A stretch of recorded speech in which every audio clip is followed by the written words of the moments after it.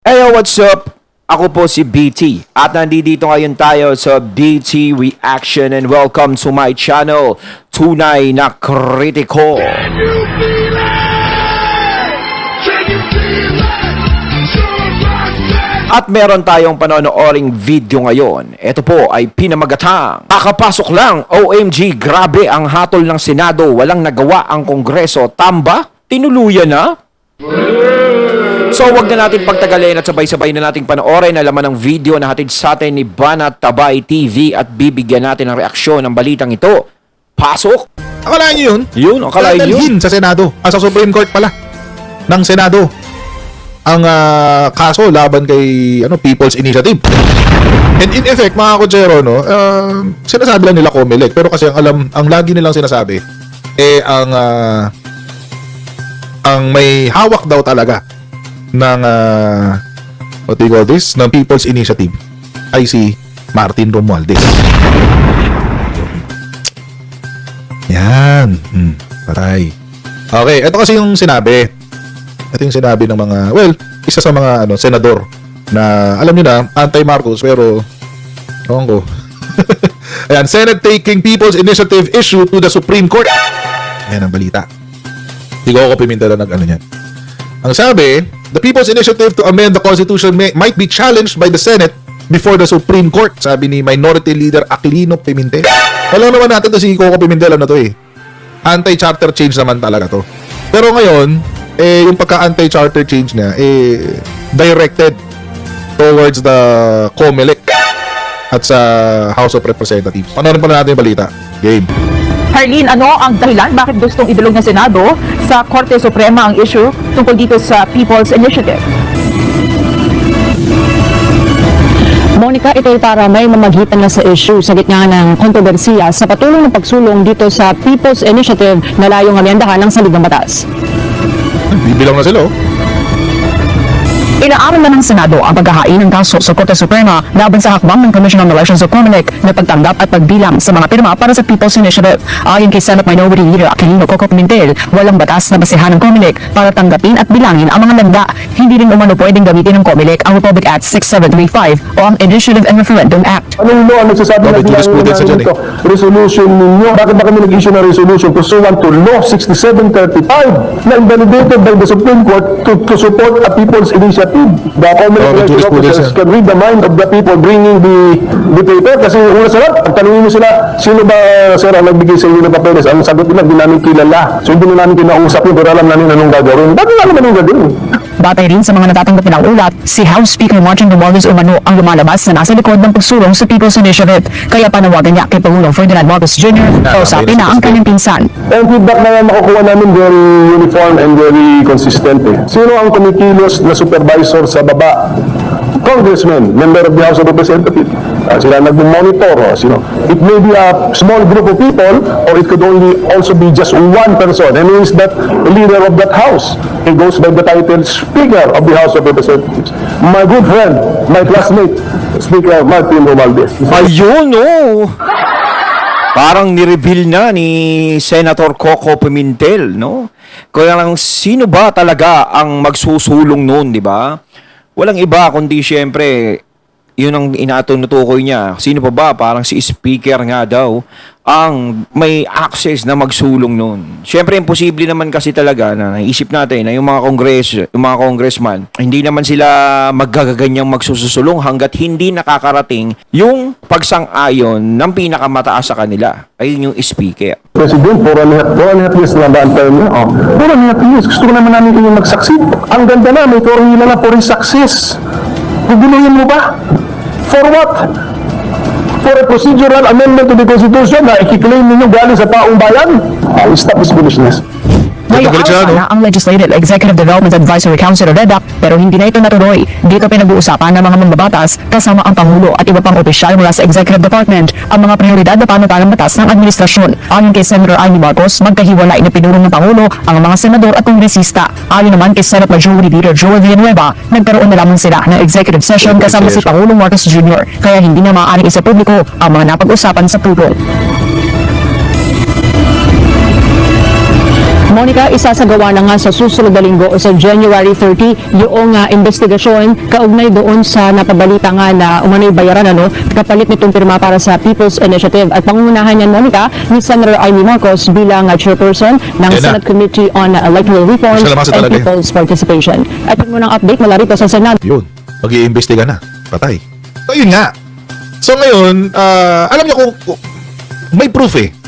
Ano ang problema dito sa Congress? Ang dinideny lang naman nila yung bayaran. Yun lang naman ang dinideny eh. Yung bayaran. Hindi raw sila nagbabayad para kumuha ng pirma. Kasi ninyo, lahat ng statement tungkol sa People's Initiative, hindi lang ang sinasabi. Very, very qualified. Hindi nila dinideny na sila ang nag-umpisa or sinusuportahan nila yung People's Initiative. In fact, sinabi pa nga ni Salceda, ni Joey Salceda, Congressman Joey Salceda, required number of signatures for People's Initiative reached. Oh. Ibig sabihin, sila yung nagmo-monitor. Lower House ang nagmo-monitor. Ayun o, Second District Representative ng Albay, si Joey Salceda. Anong sinabi niya? As of last night, we have reached the 12.1% threshold. We have already reached the mandate of the people. So the Constitution should operate as provided. This is the proof. Sila hindi naman na tinatanggi. Hindi na tinatanggi na sa kanila galing yung initiative.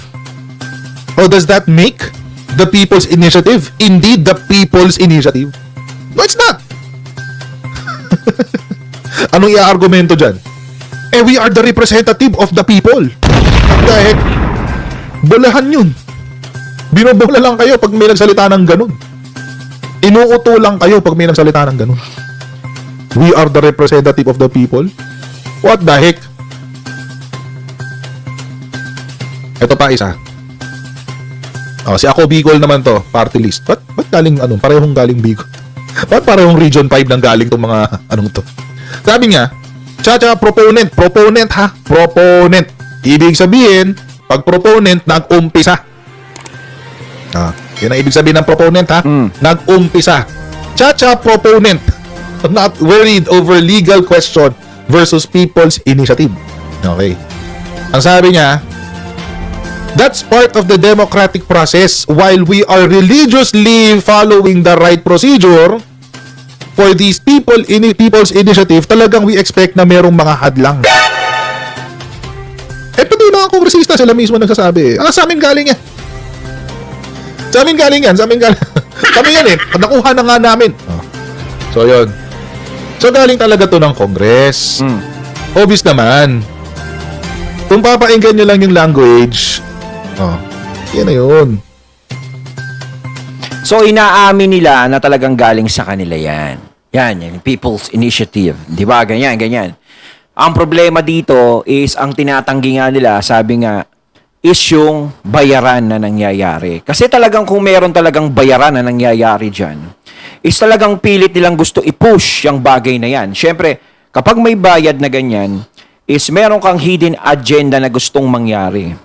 At saka mas maganda na rin siguro, no, kung may isinusulong silang ganyan, yung kusang gusto ng mga tao, hindi yung parang sa pilitan o sisilawin sa ganitong bagay, sa ganitong presyo. Kung sisilawin sa ganitong presyo yan, alam nyo, may mga tao talaga na pipirma talaga dyan. Sa totoo lang, sa hirap ng buhay na nangyayari ngayon, parang tiyempo-tiyempuhan lang yan eh. Siyempre, isipin, kung may nagpapapirma tapos merong bayaran na lang nangyayari, ito lang samantalayin na natin to habang ang mga tao ngayon gipit. Siyempre, ibang mga nagigipit, di ba? Like me. Lahat naman ng tao nagigipit.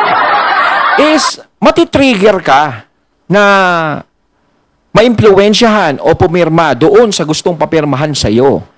O kaya, lalong-lalo na, kung iba yung sinasabi dun sa pipirmahan mo. Kare, may mga sinasabi dun na, eto, ganito, ayuda yan. Siyempre, ayuda to, sayang. Sa kalagay, 5,000, 2,000. Sino ba naman tao ang tatanggi sa pirma kung ayuda naman yun, di ba? Kaso nga lang, ang mahirap dyan, mamaya nakalagay, ayuda, tapos biglang mag-iba. Di ba? Nakapirma ka na, tapos, tanggalin na natin tunay na nakasulat, ito talaga, tapos i-attach na natin yung pirma. Pwede yun, di ba? Kaya napakahirap talaga ngayon na sabihin na mapigilan yung ganyan kung meron mang bayaran na nangyayari. So kung sinasabi nilang walang bayarang nangyayari, di maganda. Kung mismong mga tao ang siyang may kusang palo na pumirma dyan. Pero kapag ang mga tao walang kusang palo na pipirma dyan, eh syempre may ibig sabihin yan. No? Iba ang hidden agenda ng gustong ipatupad na yan. Kahit sabihin na for economic, ganto, ganyan, kahit wala namang ganyan-ganyan eh. Kaya namang ayusin ng gobyerno ang ekonomiya natin kung gugustuhin nila. Di ba? It's very obvious. Hindi naman nila tinanggi na sa kanila galing. Hindi nila tinanggi. At hindi, ang tinatanggi lang nila na nagkakabayaran. Maniniwala pa ako sa AX eh. Yung sa AX, yung pondo para sa mga ano daw, emergency, para sa emergency, etc. Tataka. Di ba, bago ibigay yung ano, pirma ka muna dito, People's Initiative, Chenes, AX mo, 5,000, pak. Ganon. Magtataka na ginagamit ng mga politiko yan. Take note, ang AX hindi galing sa politiko, DSWD yan. DSWD yan. Pero ginagamit sa People's Initiative. Kung totoo yung chismis. Okay. Kaya imbestigahan daw yan.